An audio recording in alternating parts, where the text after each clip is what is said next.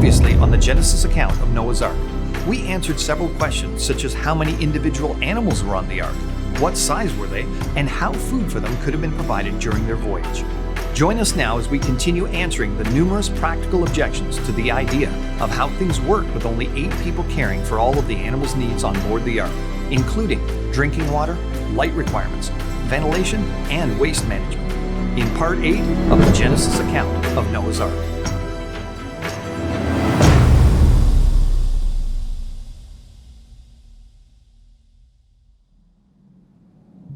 Water has always been at the heart of any civilization, and it would have been a central concern for the small group of men and women on board Noah's Ark, especially considering the numerous animals on board that would have depended on them for the life-sustaining liquid. It would have been needed for many things outside of drinking as well, cleaning animal stalls, bathing, and washing clothes and dishes. For this journey, Noah faced a number of challenges related to water management. For example, how much drinking water would be needed? How would they maintain sanitary conditions on board? Would the ark be able to carry enough water for the duration of the flood? How could fresh water be collected and stored? And could water be collected and used along the way? Unlike ancient sailors who often relied on staying close to shore or planning stops at islands during long ocean voyages, Noah faced an entire world covered by water. There are numerous examples of early civilizations boiling water or using sand as a filter to acquire safe water. But developing a large-scale method of water treatment for the ark would have been a monumental feat. However, even assuming that Noah didn't develop such a process and that the Lord didn't miraculously filter the water for them, as it certainly isn't recorded or hinted at in Scripture, there are other simple and practical solutions to ensure the ark had enough fresh water. For example, in the history of ships and ocean voyages, water collection using runoff from sails or through use of barrels on decks has been well documented. Now, while neither of these techniques are directly applicable to the ark, and obviously Noah's Ark didn't have sails, the basic ideas behind them could have been quite relevant. In order to reduce the occurrence of contamination, water could have been collected beforehand into numerous cisterns, earthen vessels, or other waterproof containers. In addition to this, using the ark's roof surface as a massive rainwater collection device would combine elements of sustainability, redundancy, and efficiency, especially if the water could be channeled into overhead cisterns for storage and distribution as needed. This would have resulted in an ongoing, largely self-sustaining watering system. Methods for distributing water in the various areas throughout the ark, for example, amphibian containers, small animal cages, large animal enclosures, and human living spaces, may have varied. It would have been unnecessarily laborious and time-consuming for the family members to carry large containers of water around all day. Instead, utilizing a simple system of fixed pipes and spigots would permit easy access to water from the animal pens, living quarters, and other areas. Bamboo is a practical natural material for this task, being strong, lightweight, easily cultivated, and very hardy and resistant to degradation. It also comes in the perfect shape. But we can leave open the option of using more advanced materials as well. Recall, the pre-flood world was not primitive. Aside from the water collection and distribution systems, each animal cage could have been equipped with a simple, appropriately sized, vacuum-fed water container, similar to those that are still used in animal cages today, though possibly crafted as specialized earthen vessels. Such a design would accomplish significant time and labor savings, particularly for larger animals. Though working in 2-person teams is often the most efficient arrangement, utilizing easy-to-use, partially automated systems would mean that single tasks would not always require the attention of both individuals. And of course, this would have been crucial since the ark contained only 8 laborers.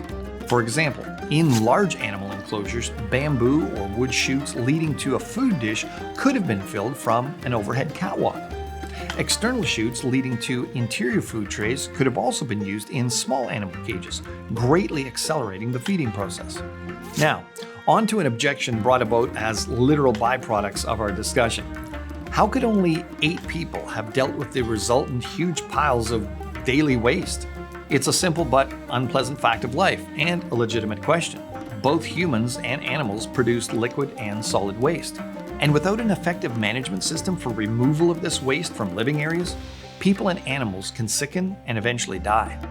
Put a large number of animals with 8 people in a closed environment like the Ark for about a year during the flood, and it's a huge challenge that would have had to been addressed before the journey began.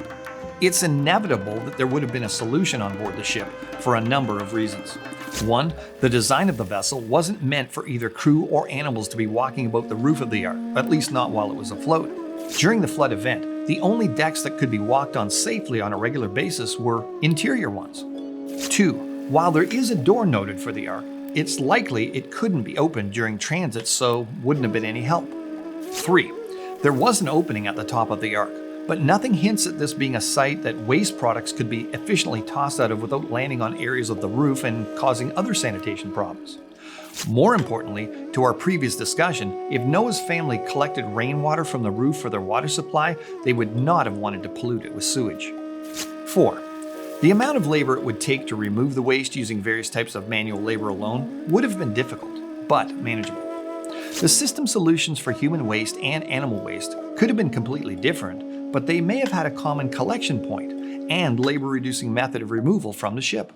Of course, factoring in the sizes, number, and estimated metabolisms of the projected 6,658 Ark animals, it's likely that the daily solid waste production of the Ark reached a few tons.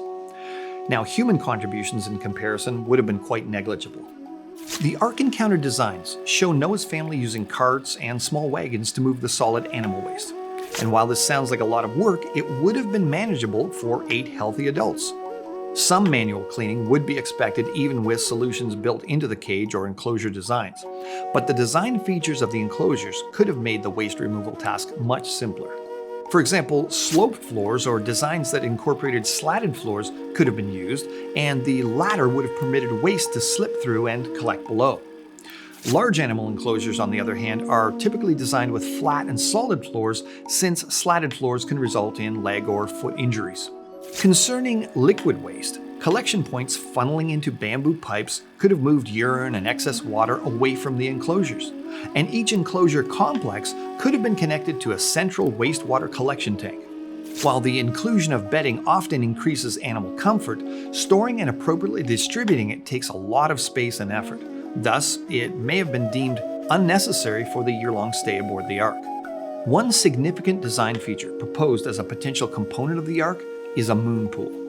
A moon pool is essentially a large cavity running from the bottom of the ship to the upper deck or roof.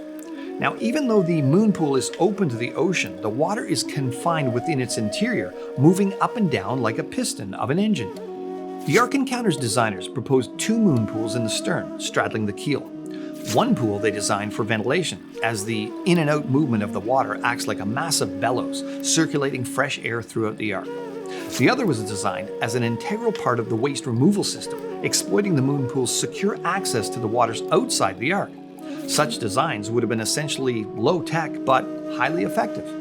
Now, while it may not receive as much attention as the other solutions, lighting surely played a key role in life on the Ark. Whether providing an energy source for growing supplemental plants or making it easier to complete chores in the depths of the ship, it was essential that methods be found for all the lighting needs on the Ark. Roof panels could have been raised and lowered so that natural light would be utilized on the Ark.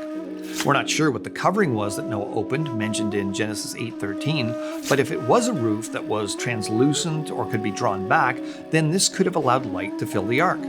Of course, oil lamps or other simple technologies like wax candles could have easily been used to light the interior, as has been done for thousands of years. But we need to ask, is this how they actually did it? It's easy to let your imagination wander when it comes to the possibilities of how the Ark worked. However, it's always important to come back to what we know from the scriptures and consider practical solutions that have worked well in the past. The point of the ship wasn't simply to save 8 members of one family. That would have certainly been a lot easier. Noah's task also included the care of all the animals the Lord brought to him. So the possible solutions provided in this episode really just scratch the surface of what Noah and his family could have designed and built for the real Ark, in order to demonstrate it certainly wasn't at all impossible. One thing is for certain though, whichever solutions the resourceful patriarch Noah developed, we can certainly give thanks for the faithfulness of our brilliant ancestor. For we know that in the end, thus Noah did, according to all that God commanded him, so he did. Genesis 6, verse 22.